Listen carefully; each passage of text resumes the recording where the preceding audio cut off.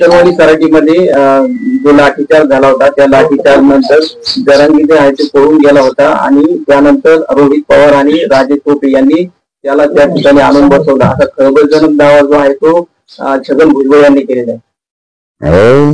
आलंच कधी पुढे गेल तर काय तो महात्माच पाहिजे का एखादा लिंबू कापिणारा अंगारा लावणार. त्याला चमत्कारी बाबा आहे. ते चमत्कारी बाबाला कळत आहे. चमत्कारी बाबा आहे. अरे बाबा. आणि बाबा दिसतोय दाढी ते सध्या बाबाला टिळा लाव थोडा असं मस्त किती असा असं असं इकडून इकडून असं. अरे बाबा तपासण्याला आता लागत गिरायक त्याला बरंच आता गिरायक लागत त्याला लय आमच्या ज्ञानी रे. त्याला लय कळत असलं. फक्त एक ध्यानात ठेवी दंगली घडून येऊ देऊ नको. हा तो स्वप्न पूर्ण करू नको. गोरगरीब ओबीसी मराठी अंगावर घालू नको. ध्यानात राहू दे. म्हातारपणाला पापाचा डाग लावून घेऊ नको. ध्यानात राहू दे. बाकीचं बोल तुला काय बोलायचं. हा तुझ्या डोक्यात जी म्हातारपणाला एक जी मस्ती आलेली ना ती फक्त येऊन देऊ नको.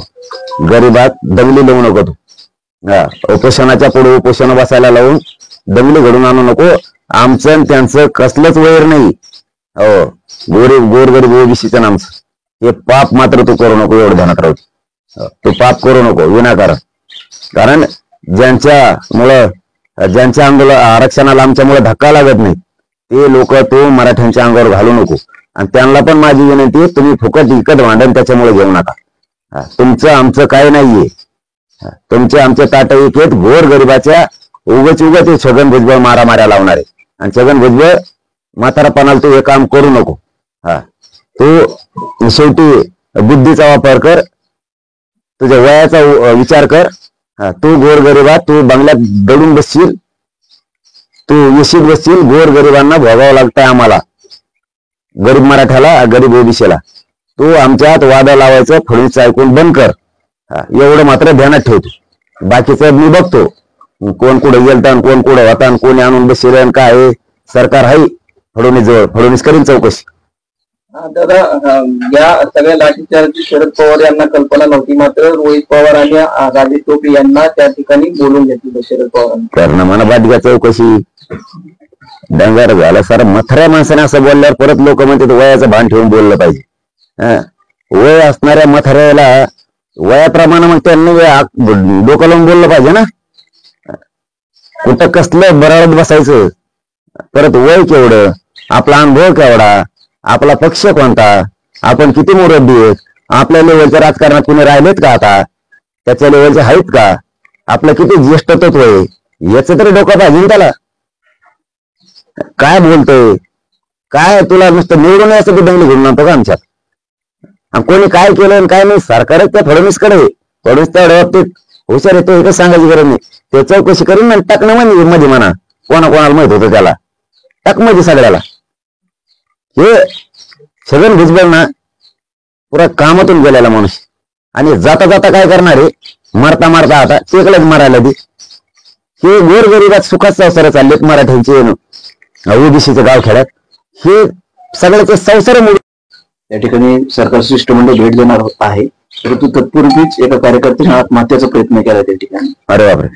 माझी विनंती आहे धनगर बांधवाच्या सगळ्या बांधवांना यांच्या बापाला इष्टीतून आरक्षण द्यावं लागणार आहे. धनगर बांधवाला आत्महत्या करू नका. आमच्या पोरांना मी रोज आवाहन करतो आत्महत्या करू नका. एकदा आत्महत्या केली ना कोणी राहत नाही. मी तोंडापुरतं बोलत नाही किंवा मी राजकारणी नाहीये. हा काही जणांना वाटतं मी बोलू नाही पण गोरगरीब धनगराचं गोरगरीब मराठ्यांचं एक ताट आहेत गावागावात.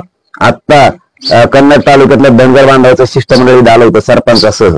आता शेवटी आम्ही तुटत नाहीये. गोरगरीब धनगर गोरगरीब मराठी गोरगरीब ओबीसी आत्महत्या कोणी करू नका. यांच्या मुंडक्यावर पाय देऊन आरक्षण हिसकून घेऊ. तर तुमच्या हक्काचं इष्टीतलं आरक्षण तुमच्या लेकराला जास्तीच्या सुविधा मिळतील. आणि ओबीसीत बी धनगर बांधवाचं जरी आरक्षण असलं तरी त्यांचा वेगळा प्रवर्ग आहे. मराठा जरी ओबीसीत आला तरी आम्ही आल्यामुळे तुमच्या आरक्षणाला धक्का लागत नाही. धनगर आरक्षणाला गिनती विजंतीला आमच्यामुळे धक्का लागत नाही. तुम्ही जरी ओबीसीत असाल तरी. आणि आमची उलट इच्छा आहे की तुम्हाला जास्तीच सुविधा मिळणार इष्टीतलं आरक्षण मिळावं मराठींची भावना. आम्ही तुमच्या सोबत आहे. फक्त सगळ्या लेकरांना धनगर बांधवांचे आवाहन करतो तुम्ही आत्महत्या करू नका. एकदा जर कुटुंबातून गेलं ना कोणी कोणाला विचारत नाही. आमच्या लेकरांना सांगतो मी रोज आत्महत्या करू नका, पाऊल टोकाचं उचलू नका, ही विनंती तुम्हाला. मराठा समाज सुद्धा तुमच्या लढ्यात तुमच्या सोबत. एकनाथ खडसेंचा भाजपमध्ये प्रवेश झाला, परंतु खडसे असे म्हटले की माझ्या प्रवेशाला देवेंद्र फडणवीस आणि गिरीश महाजन यांनी विरोध केला. ते मला काय करायचे, ते राजकीय प्रश्न त्यांचं, मला काय घ्या आणि नका घेऊन तिकडे वड्याने हिंडा गळ्यात हातात टाकून, ते मला काय करायचं, ते राजकारण आहे. हा, पण कुणबी विदर्भातला आणि मराठा राज्यातला आणि सगळे एक आहेत यावेळेस. हो, कुणबी काय वेगळा नाही विदर्भातला, तो पण मराठाचे, आमचा नातलग आहे, आमचा सोयरा आहे. मराठ्यावर अन्याय झाला की कुणबीला सहन होत नाही, कुणबीवर झाला किंवा मराठ्यांना सहन होत नाही, पाडापाडी मग होणार, आरक्षण नाही दिलं. पण ते राजकीय त्यांचं स्टेटमेंट, त्याच्यात मला पडायची गरज नाही. कोणी भाजपमध्ये जा, काँग्रेसात जा, नाही तर कोणकडे जा, आम्हाला तशी देणं घेणं नाही, कारण ते प्रश्न आमचा नाहीच.